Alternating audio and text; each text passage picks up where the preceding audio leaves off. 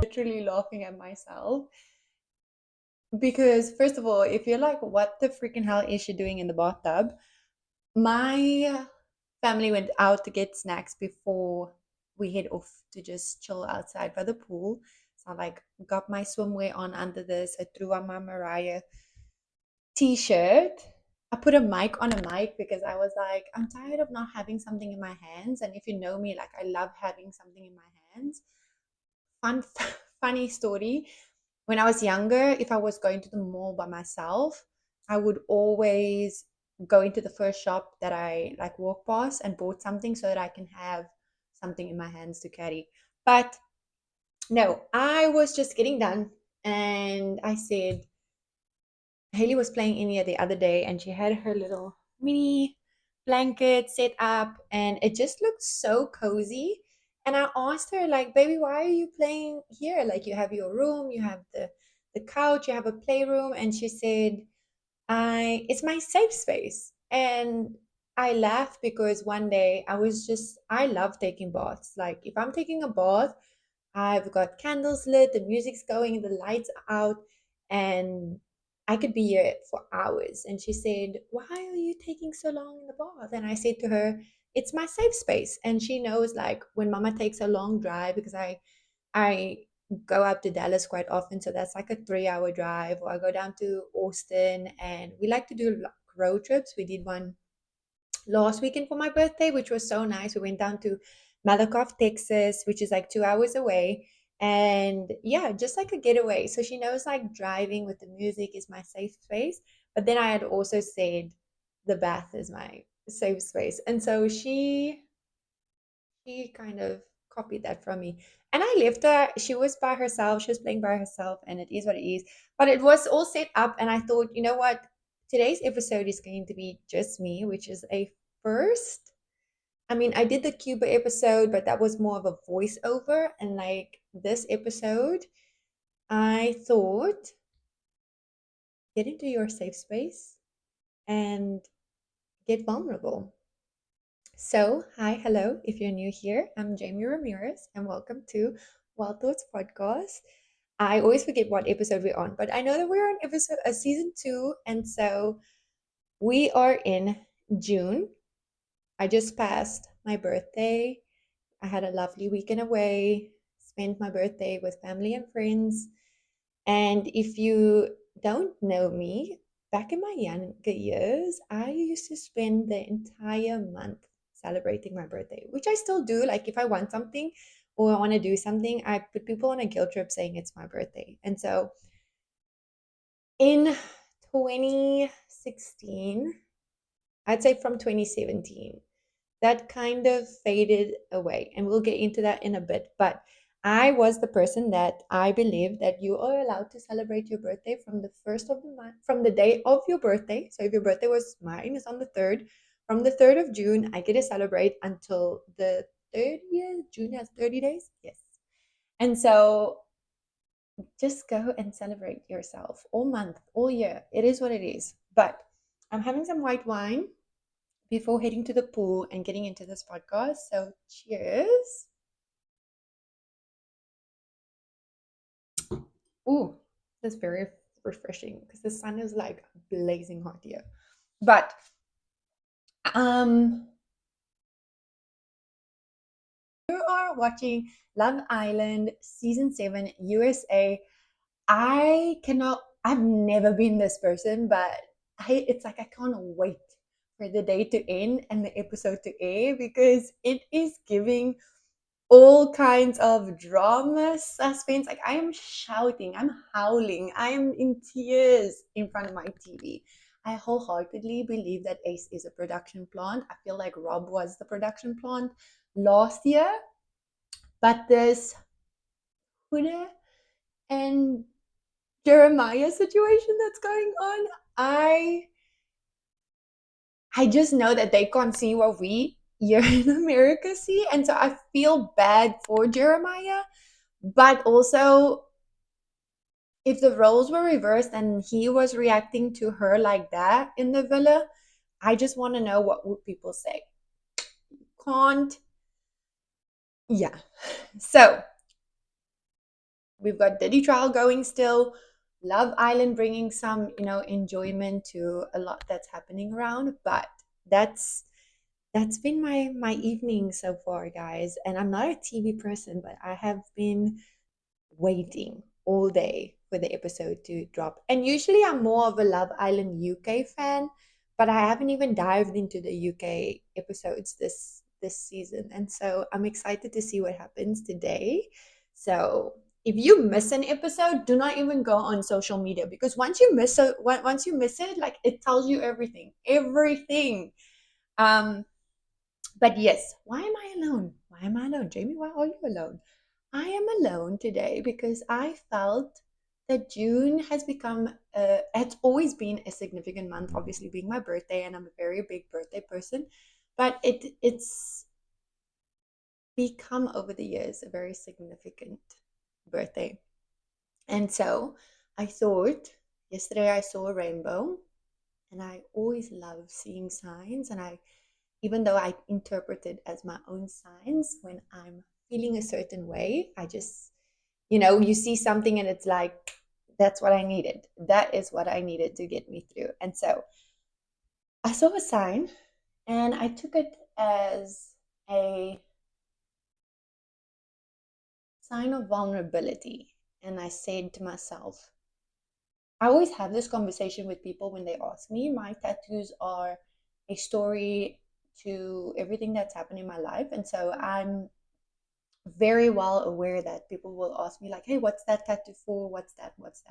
And so I do have one tattoo of my best friend's name that's followed by a semicolon. And so it is a topic that people usually always ask about when they get comfortable with me. People look at it and they say, like, hey, I'm not going to ask that. It seems like a personal thing. But the reason why I have tattoos in visible places is because I want to keep certain parts of my life alive. And so my tattoos are my journal. And so when people ask, I openly talk about it, because that's how I feel like I keep things alive. And so, being June is Men's Health Awareness Month, and seeing the signs, I thought, let's deep dive into it, because in season one, I briefly touched on a few things during our episodes, but never ever have I gotten into it. And so I thought, it is time. So guys, I'm not an emotional person. Like, I can get very deep and philosophical. I almost said a few different words that I probably shouldn't have, but I'm not an emotional person. So when I do cry, see this little safe space? This is where I do it. And then you wash your face and it's done, and we move on. So bear with me if I shed a few tears. It is weird because I do feel like I'm speaking to somebody as if you're like right in front of me. But maybe I won't get as emotional, which is, no, I lie, because I probably am more emotional by myself than when I'm telling a story to somebody else. So in June of 2016, I lost my best friend to self inflicted causes. Obviously, using words that are appropriate for the show and for streaming purposes. And at the time, I was 23. My best friend was 23. And sometimes when I tell the story, I think people sit back and it's like they know people that they've lost, but not in that way. But then also they also know of people that have lost family and friends, but maybe the people weren't actually as close with them. So deep dive down into how I can say that this was my best friend. And I don't like the word was, so I'm going to say this, he's my best friend, because he's still my best friend. And so in we met when we were 16 years old. We weren't as close at the time. We had mutual friends, and we probably saw each other every weekend, or when we started going out more. It was only really when we turned 18 and finished high school that we became, I'd say, inseparable. And so after high school, all my girlfriends went to university, and I want to say the same university. I can't really remember, but I think it was the same university. And obviously, if you watched a few of my other episodes, I came from a less fortunate family, and so going to the school that I went to, that was a miracle on my parents' behalf. And so university wasn't something that was pushed towards us in terms of if I wanted to be a doctor or a lawyer or something that required university, my parents would have made a way. But because I was unsure at the time, my parents always said, go work, take a gap year, travel, and figure it out. When you're ready, it will always be there. And so at the time I was upset, but I now 13, 14 years later, am so appreciative of that route that I decided to take. But when everybody went to university, obviously they started seeing each other every day, and I was working. My friend and I were in the same kind of boat. I want to say he didn't start studying straight after university, but we were both travelers. And so at a young age, we traveled the world and we experienced different things. And so we kind of just bonded on that level and a different maturity. And after high school, it was the first time I really experienced cattiness. I mean, I experienced cattiness in school, like seeing girls be girls and talk bad about each other, and then the next day they're friends with each other. And I mean, growing up, I don't want to say I never did it. I probably did, and I probably had moments where I made fun of people and so forth. Um, but I don't ever think I was a bully. I definitely was not that person because for one, I was very scared of my dad. And so if it came out that I was a bully, you better know my parents would have had me or my siblings in check. But I want to say I was friends with everybody. And when we separated in high school, the group of girls just, started to do their own thing, and separation happened and we weren't as close. And it was the first time that I experienced something where I felt targeted without reason. And he kind of just said, he was the first person that really put me on to, if you're not meant to be in people's life, like, it's okay. And I guarantee you, James, that you left an impact and they'll be back. And as hard as it was, it kind of set me up for who I am today and the personality that I have today. And at the end of the day, we are all designed for a purpose, and we're all here to love the people that we come in contact with. And when I say love and come in contact with, it could be somebody that you just literally meet on the street for 5 seconds, but that interaction is very important as to how you impact what happens next in that person's life. And so we just became inseparable. He was in and out of my house. My mom and dad, after I moved abroad, would go to where he works. They'd take a tequila shot. They'd have dinner, check in here and there how it was. And so I'd say he definitely was part of the family. And so when I claim the status as best friend, I mean that he was my best friend. 2 years after I finished high school, I moved abroad and we stayed in contact. We spoke every day. He made so much effort for Skype calling at the time. When I was on holiday, he'd clear his schedule and so forth. So, yes, that's the rundown and history of how we became friends. And we bonded over tequila. Tequila was our drink. And so it will forever be my drink. There is no way that it just holds so much memories. And so it's a big part of me. And so I always try and bring people on tequila because it's a happy drink. It's good. I talk as if I'm an alcoholic. I'm really not, guys.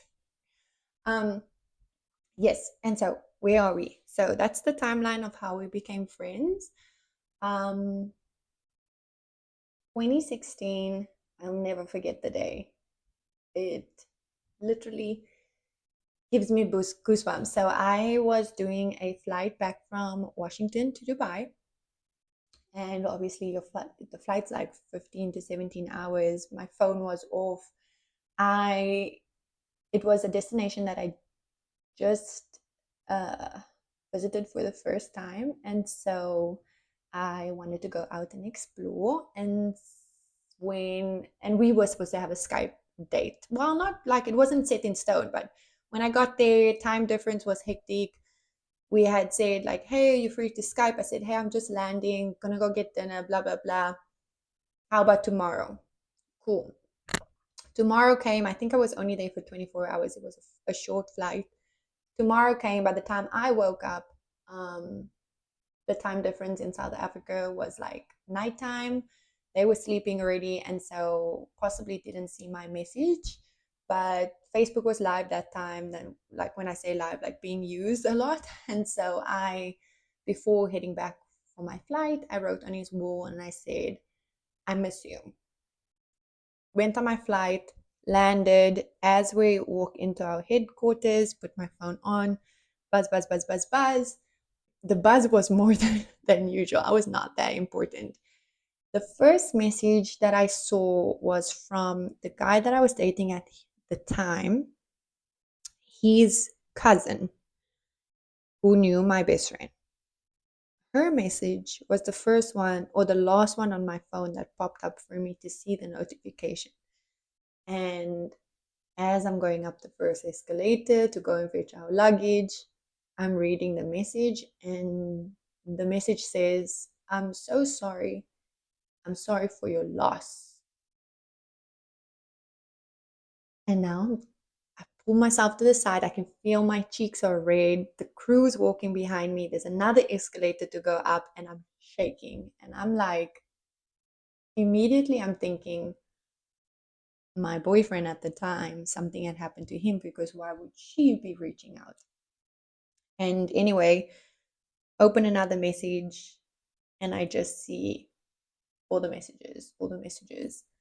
Um, not going to get into what happened and what the messages says, but it's just I can literally now, even telling the story, I can see what I was wearing. I can see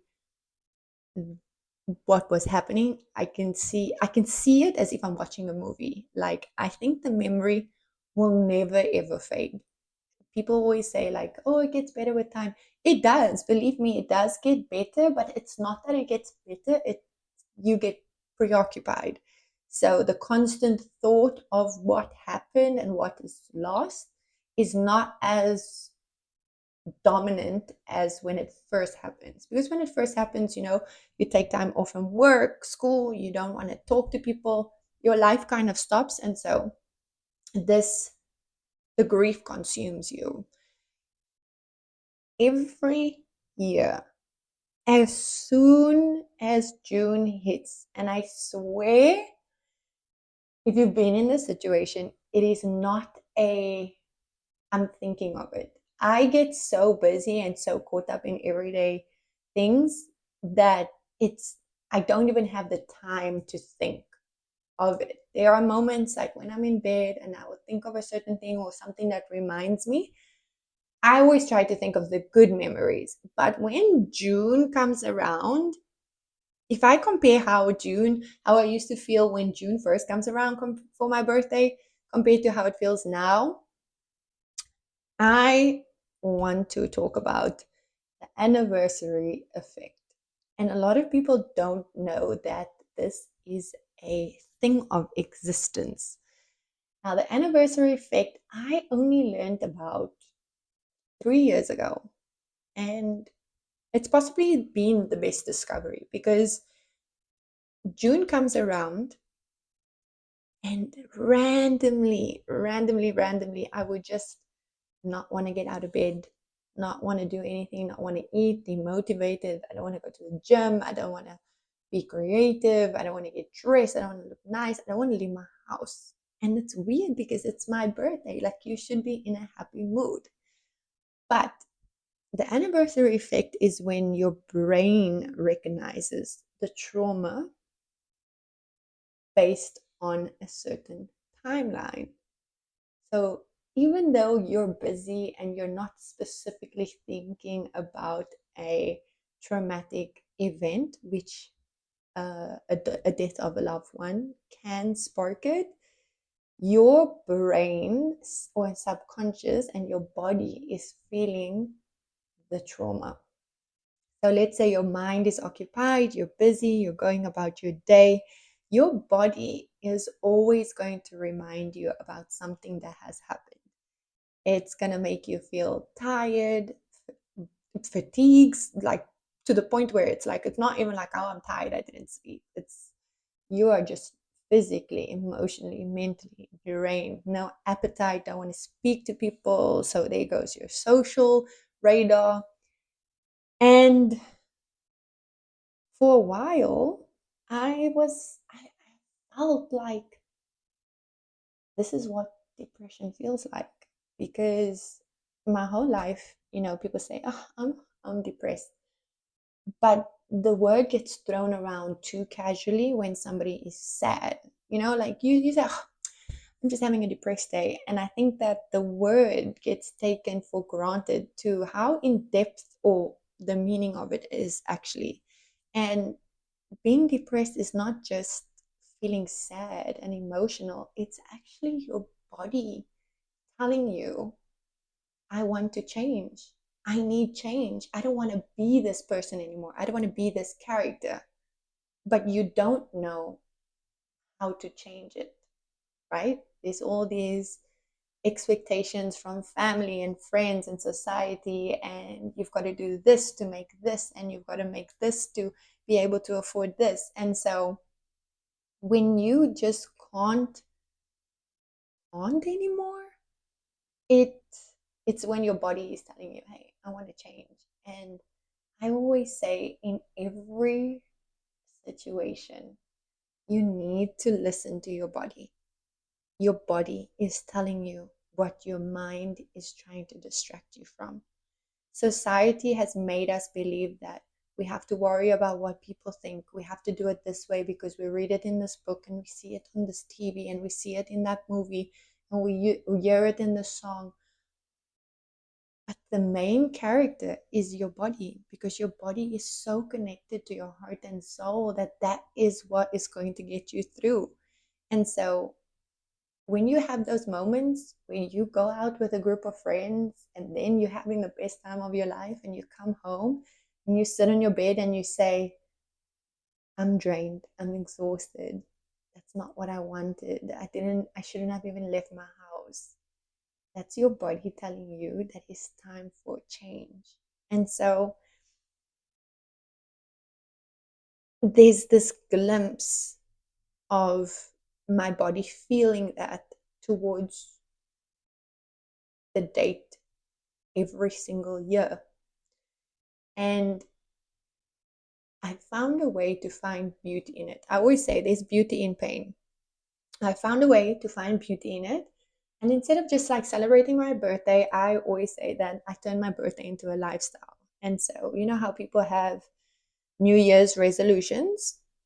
I have birthday resolutions. And so every year I've channeled my creative side. Like I just got every year I've channeled my creative side um, with a task to be completed by the next year. And for so many years, it's gone great for me. I've opened businesses, I've opened sub branches from those businesses. I opened my podcast last year. I wrote a book, a novel. I, I've just done it all. I've done it all in terms of how can I take what I feel and put it to good use. And so I just thought hopping on here and talking about that and sharing my experience might help somebody else that might feel this way around a certain period of time. And I think you should just take the time Write down what it is that you feel. Research more about how can you get past it. But also, I strongly preach on grieve out loud. 10 years can pass. For me, next year is 10 years. 10 years can pass. 20 years can pass. A day, 2, 3 weeks gets better. It gets better because you get occupied. But it doesn't get better when you're missing somebody. Grief is literally having all this love for somebody that you can no longer give this love to. So it's sitting here and it's like, how? How can I give this love to you that I have? And it's making me feel this way, and it's going to make you angry, and it's going to make you sad, it's going to make you happy, it's going to make you laugh in times where it's inappropriate. But how can you put this love into something else? How can you channel it into something good? Whether it's for yourself, whether it's for family, for friends, for strangers, I think that is a good way to overcome feeling like I don't want to get out of bed. And I think that's a healthy way to overcome it. And you don't have to do it alone. You don't have to do it with somebody that you don't want to confide in. I mean, if you want to confide in me, go confide in me. I love being there for people. If it's easier talking to a stranger, then go ahead and do that. And that's why I do say that therapy is a beautiful resource, because a lot of people don't like me saying this, but family and friends is not the best people to get advice from. One, you're asking somebody that's never heard of a situation or been in a situation, and so they are speaking or giving advice based on hypothetically what they would do in the situation. But again, you might not be handling the situation the same way. But also, the second reason is friends and family is always going to give you the unbiased answer. And sometimes you just need somebody to say, you need somebody to not sugarcoat it. And I think that we need to understand sometimes love hurts, and we need to hear what we need to hear, and we might not like it, and that's okay. um Sometimes we can't afford seeing a therapist, and not all therapists need to be a actual therapist that you go to. Sometimes it just needs to be a stranger from church, a teacher, a neighbor, somebody that doesn't know you or your situation. And we need to understand that therapists are not there to give you advice or tell you what to do.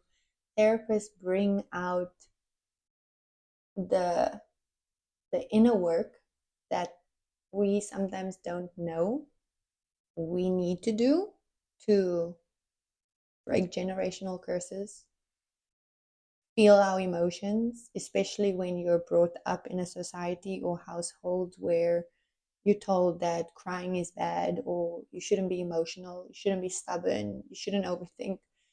Um, Therapists really help with allowing you to figure it out by yourself. They don't tell, again, I'm gonna say, they don't tell you what to do. They don't give you advice when you ask them, hey, what should I do? They don't tell you. They're gonna they bring it around for you to kind of do the homework in your head and then show what you presented in class and show what you come up with. Yeah. And I think it's very important for people to realize that who we are and who we become and how our personalities are written is from our upbringing. What we see as kids, what we heard as kids, even when we think we didn't hear or see something, it writes our adulthood. It writes our end story. And sometimes in between is not right, but you need to do the inner work. You need to do the work for yourself, inside yourself, to become mentally, emotionally, and physically strong. And I say all the time, like, you need to be in a place where you can say, I'm so mentally stable that nothing can affect me. I was going to say the F word, but I'll just play it nice. But be in a place where you're so mentally and emotionally stable that nothing can affect you. And when I say nothing, nothing, no one, absolutely nada. There is nothing I can say. But I just thought, May was Mental Health Awareness Month. June is Men's Mental Health Awareness Month. And if we look at the statistics of unaliving from January to today in men, the numbers are too high. And we need to take accountability for our actions, because we don't realize sometimes that how we treat people leads to the outcome. And that shouldn't be on us. But when you're doing things the wrong way, you need to look within yourself. It does not do any damage. Just being a good person when you need to be. How you choose to end a chapter with somebody, if they're not in a good place, ask yourself, what is going to happen tomorrow to that person, or in the next lifetime? That could be your kids or your kids' kids, right? So that is my little vulnerability moment. And I kind of shining on my face and taking it as a sign. It's the sign of your vulnerability moment was needed. And yes, I don't want to get emotional and I don't want to get deep. And I would love to have this conversation with, a group of people that have experienced the same thing. But find your people, find your crowd, find your community. Life is so beautiful when you're living healthily. And we need to all get there. We need to all get there together. And for me, I feel like if I'm living happily, but the people that matter to me are not, then I'm not living happily. I need to get on their level. I need to get down there and I gotta bring them up here, because that's what they need. People deserve to be here. People need you here, and people want you here. And it might not be the people that's in your life right now, but that doesn't mean anything. That just means that you're on a different path, you're on a different frequency, and you're vibrating differently. You just got to find your tribe. Find the people that will take a bullet for you, because it exists. It really, really does. And I always say I like to consider myself an empath. And sometimes empaths, we we hurt the most because we sometimes expect a lot from people that aren't healed yet, and it hurts. But I did what I needed to do in your life at that time, and so I strongly believe, and this is very selfish for me to say, only one person has heard me say it. And the fact that she reciprocated that emotion allows me to feel like it's okay to share, because that was the most important person in my best friend's life.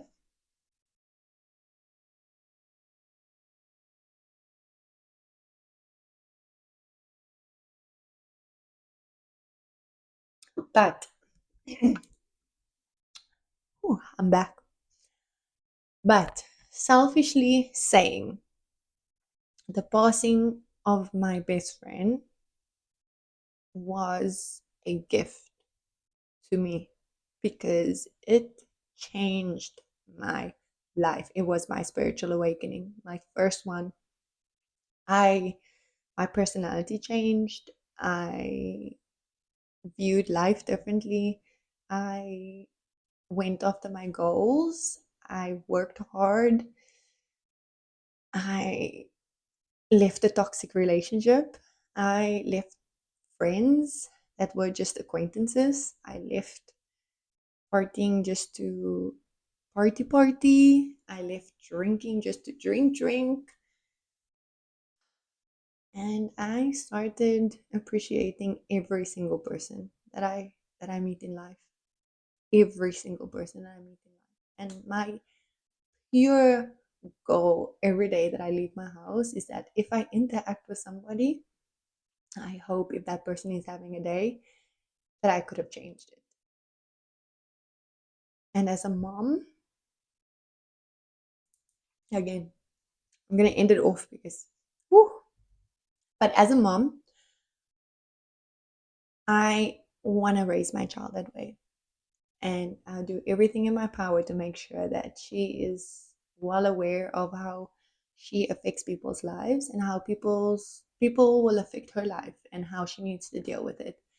But as a mom, as a friend, as a sister, as a stranger, check on your loved ones. Check on your loved ones. But with saying that, there are no signs. There are no signs. My best friend was the happiest go-getter there was. There was no limits to how he enjoyed life from what I viewed, what I saw and experienced. And the world just sometimes gets too heavy. The world gets too heavy. And I strongly and wholeheartedly believe that some people come here for a period of time as and I strongly and wholeheartedly believe that some people come here for a period of time as earth angels because they have a job to do good in other people's lives so that we can do good for the rest of the world. And I never used to believe in people saying, oh, one person can't make a difference. It can. It really, really, really, really can. And so check on your loved ones, grieve out loud, love intensely, and do your inner work. Fix yourself because once you fix yourself, you are so powerful, but it also allows you to start helping somebody else heal. Where they don't know that they need it, you'll be that lesson that comes in and teaches them. And so that's me on today's episode. I hope you enjoyed it. I hope that this helped and touched you, and possibly somebody you send this to somebody that needs to hear it. But I'm going to go and jump in the pool because I can hear Missy getting crazy outside. And so that's it for today's episode. Tune in next week